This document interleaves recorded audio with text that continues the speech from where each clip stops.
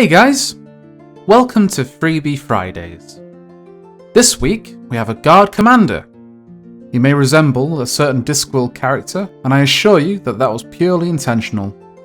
Use him however you wish, but he looks cracking in front of the rest of the guard set that can be found on my My Mini Factory page. He comes fully supported and it's scaled at 32mm, so all you have to do is import him in and you're ready to print. I wanted to share with you some of the models that I and my friends have created.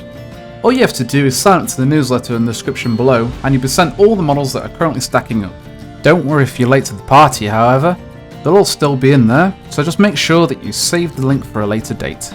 If you like this model, please remember to show your appreciation by subscribing, liking and sharing this video with your friends so they too can get their hands on this model. Thanks guys, and happy printing!